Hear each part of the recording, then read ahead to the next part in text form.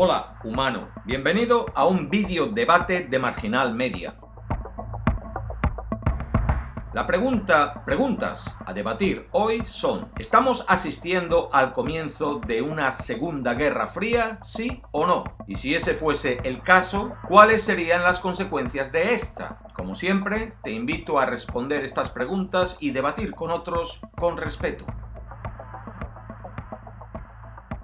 Lo primero, situarnos un poco, para quien no entienda a qué viene todo esto. Segunda Guerra Fría es un término que viene oyéndose cada vez más este año. Hace referencia al incremento de tensiones diplomáticas, comerciales, informativas, etc., entre los Estados Unidos de América y China. Y hace también referencia a la Primera Guerra Fría, donde igualmente hubo un enfrentamiento político, económico, social, militar e informativo entre un grupo de naciones occidentales y capitalistas lideradas por los Estados Unidos y un grupo de naciones del este y comunistas lideradas por la Unión Soviética. El grupo del este contra el grupo del oeste, o viceversa. Aquello se inició al final de la Segunda Guerra Mundial en 1945, con Estados Unidos creando la alianza militar de la OTAN y Rusia respondiendo con la creación del Pacto de Varsovia, y terminó de una manera relativamente pacífica, con los gobiernos comunistas siendo derrocados durante los 80 y 90, el Partido Comunista de la Unión Soviética siendo prohibido y la disolución de la URSS. ¿Tiene alguna similitud lo que está ocurriendo ahora entre China y Estados Unidos con lo que ocurrió entonces entre Estados Unidos y la Unión de Repúblicas Soviéticas? Ninguna. Así que mi respuesta a la primera pregunta de si estamos comenzando una Segunda Guerra Fría, ya la tenéis. No. Esto no tiene nada que ver. Llamémoslo de otra manera.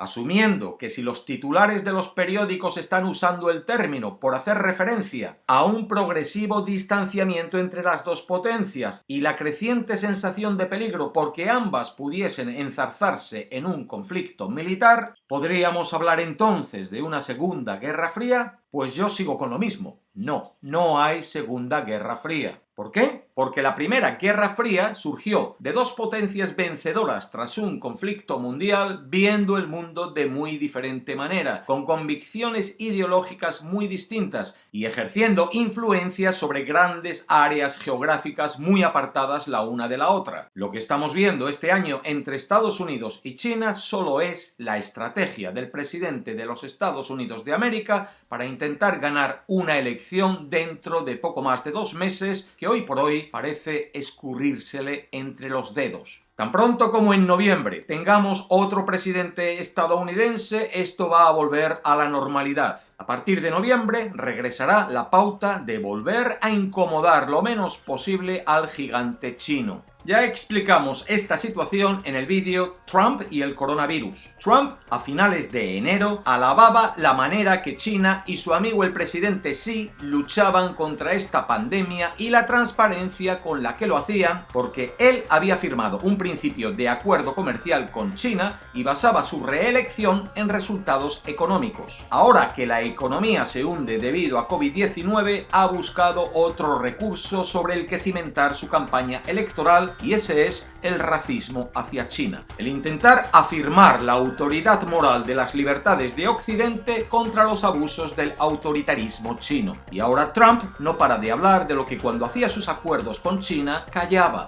la propiedad intelectual, el comercio, el coronavirus, las denuncias de espionaje, la represión en Hong Kong, etcétera, etcétera, etcétera. Y si Trump ganase la elección estadounidense, pues lo mismo, volveríamos al amiguismo del pasado enero y Trump se apuntaría el tanto de domar el tigre asiático. Entre Estados Unidos y China no puede existir una guerra fría por numerosas razones.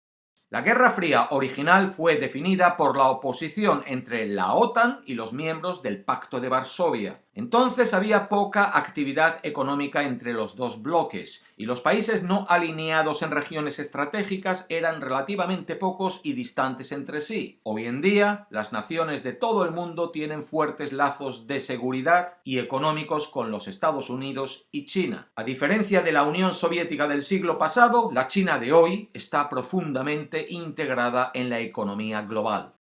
Los Estados Unidos y la China de hoy también están mucho más entrelazados que los Estados Unidos y la Unión Soviética de entonces. La interacción entre los dos países ha sido motor de la globalización y producto de ella. Estados Unidos depende de China para albergar sus plantas de fabricación y comprar su deuda. Y China depende de Estados Unidos para absorber sus exportaciones y educar a cientos de miles de estudiantes universitarios. La amenaza de conflicto entre Estados Unidos y la Unión Soviética de la Guerra Fría se sustentaba en una destrucción mutuamente asegurada como resultado de un enfrentamiento nuclear, amenaza que no se percibe ahora. Un conflicto entre China y Estados Unidos ahora se libraría y resolvería de manera diferente. La Unión Soviética era como un mamotreto anclado en el pasado con una economía de mando tambaleante en sus últimos años de decadencia. La economía china de hoy posee un enorme dinamismo y una tecnología cada vez más avanzada. China es un competidor más sofisticado que lo fue la Unión Soviética para los Estados Unidos. China no va a colapsar pacíficamente como lo hizo la Unión Soviética. Respecto a la segunda pregunta, llamemos como llamemos a este resurgimiento de tensiones entre los dos colosos, ¿cuáles serían las consecuencias si la situación se pone más seria? Un conflicto entre las dos superpotencias hoy pasaría por un desacoplamiento de sus economías, algo muy costoso. Los estadounidenses usan iPhones y equipos de protección personal fabricados en China. También se educan en universidades que después de décadas de baja inversión siguen funcionando por estudiantes chinos que pagan la matrícula completa. Si Estados Unidos se alejase de China, necesitaría más financiación federal para la investigación básica y para la educación en ciencias y matemáticas. Eso significaría impuestos más altos y una política de inmigración más abierta en busca de talento extranjero en otras naciones como India para compensar la posible fuga de cerebros chinos. El lujo de construir una cadena de suministros segura y diversificada significaría que el coste de la vida se incrementaría considerablemente para los consumidores estadounidenses. Y el tiempo en diversificar esas cadenas de suministro también sería largo y difícil, lo que debilitaría aún más la recuperación que ya nos espera por delante. México, Tailandia o Vietnam y otros lugares de fabricación de bajo costo podrían beneficiarse de lo que ahora hacen los trabajadores en China.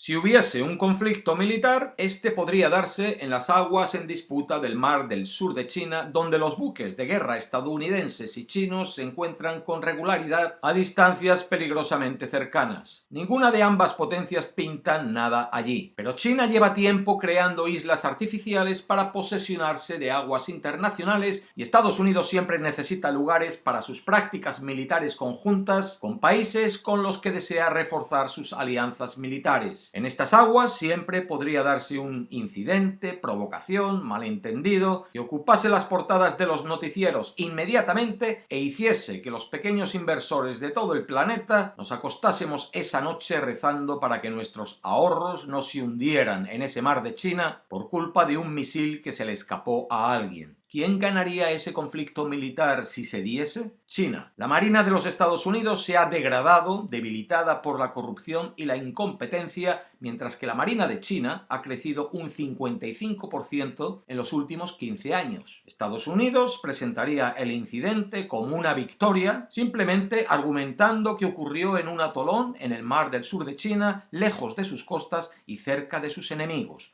¿Y cuáles serían las consecuencias para el resto de nosotros, humanos de baja estatura, si las tensiones entre estos dos gigantes se incrementasen?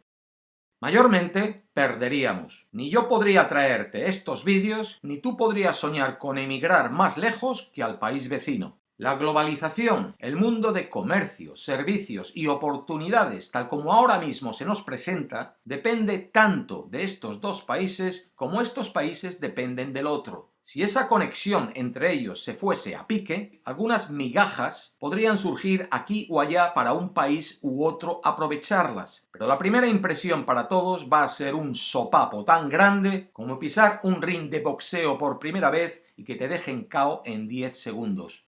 Que Estados Unidos y China cooperen nos afecta en más maneras que puede que ahora mismo imagines. Visualiza, por ejemplo, no una guerra fría, sino caliente. Estos dos países son los dos mayores emisores de dióxido de carbono a la atmósfera. Juntos crean casi la mitad de la polución del planeta. Cualquier respuesta que podamos dar al calentamiento global pasa por el compromiso de estos países por hacer algo al respecto. Y alguna respuesta hemos de dar, porque calentamiento global no solo significa temperaturas y eventos climatológicos cada vez más extremos allá donde tú vivas. También significa crisis de migración, disponibilidad de agua y producción de alimentos, lo que a su vez significa mayor inseguridad para todos.